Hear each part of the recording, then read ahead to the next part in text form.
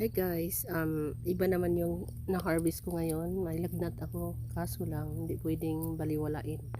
So ito yung mga kamatis na harvest ko ngayon, yung mga kamatis na kulay ano tawag dyan, maitim o violet ba tawag dyan.